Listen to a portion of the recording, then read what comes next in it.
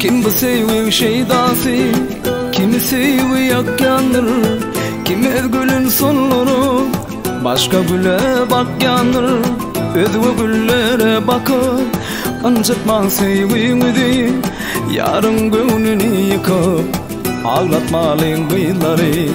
Özgü güllere bakıp anlatma sevgini, yarın gönlünü yıkıp ağlatmalıyım kıyıları. Uzaktaki güllerim iyisi çalıp gider, yanımda bitin gülüm kadri yok eken. Uzaktaki güllerim iyisi çalıp gider, yanımda bitin gülüm kadri yok eken.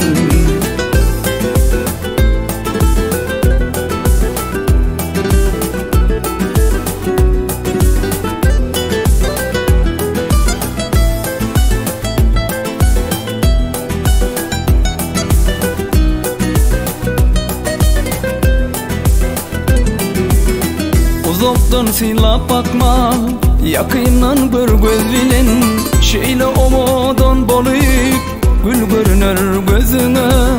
Sen onlara inanma, o gülün vakit geçer, özündeki gülün özü vardır özü öşer.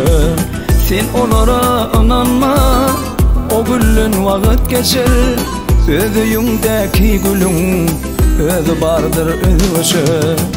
Uzaktaki güllerim iyisi çalıp gider, yanımda bitin gülüm kadri yok eken.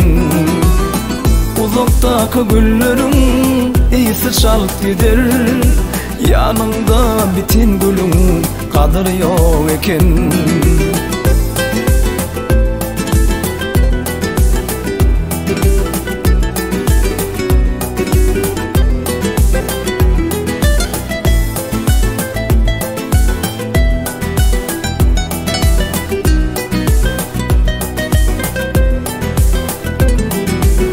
Her bir açılan gülün öz hayratın görkü var.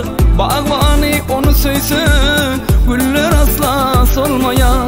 Her bir açılan gülün öz hayratın görkü var. Bağvani onu söyse güller asla solmaya.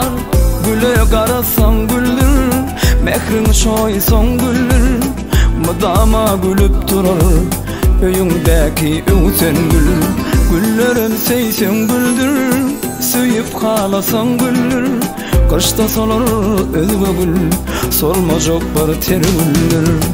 Uzaktaki güllerin iyisi çalıp gider, yanımda bitin gülün kadri yok eken.